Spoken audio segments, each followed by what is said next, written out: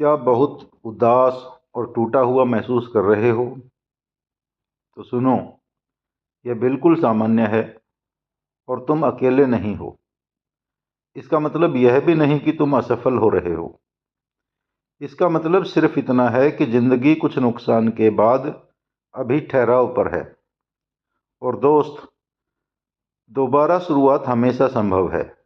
बदलाव बड़े कदमों से नहीं आता, वह आता है धीरे धीरे, छोटे छोटे कदमों से। सबसे पहले किसी एक अच्छे दोस्त या रिश्तेदार को फ़ोन करो, खुलकर बातें करो, पुराने अच्छे पल आपस में साझा करो, एक दूसरे के साथ हंसो। याद रखो, इंसानी जुड़ाव दिल को सबसे जल्दी ठीक करता है। अब एक सच्चाई का सामना करो।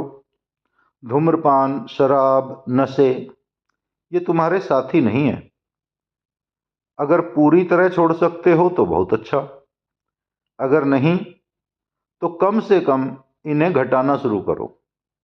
हर छोटा कदम तुम्हें आज़ादी और खुशहाली की ओर ले जाएगा। इसके बाद अपनी दिनचर्या बनाओ। रात को जल्दी सो जाओ, सुबह जल्दी पर एक निश्चित समय पर उठो। 30 मिनट की सैर करो, इससे मनोबल और ऊर्जा दोनों बढ़ेंगे।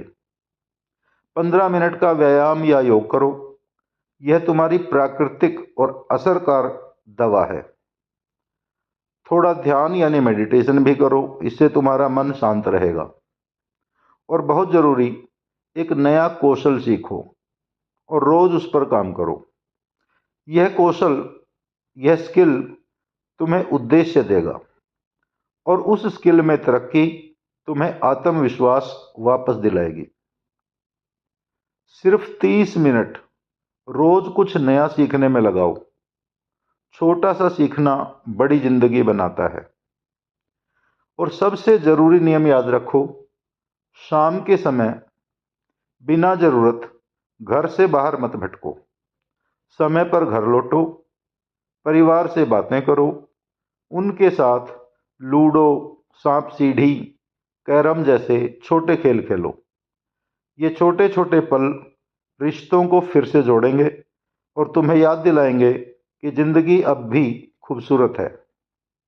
दिन के अंत में अपने दिन की 2-3 अच्छी बातें लिखो, चाहे वे कितनी भी छोटी क्यों ना हो।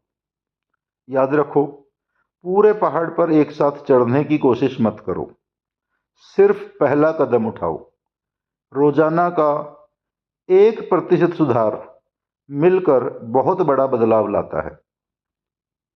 छोटे छोटे लगातार किए गए काम तुम्हारा आत्मविश्वास लौटाएंगे और तुम्हारी जिंदगी को फिर से खुशहाल बनाएंगे। और आखिर में बस यही सलाह है कि जो तुम्हारे पास बचा है उसके लिए रोज ऊपर वाले का आभार व्यक्त करो। यह तुम्हारे अंतर्मन को शक्ति देगा। अपने आप को मजबूती से बताओ कि तुम यह सब बदल सकते हो। कदम दर कदम, दिन ब दिन तुम दोबारा उठ खड़े होगे। धन्यवाद।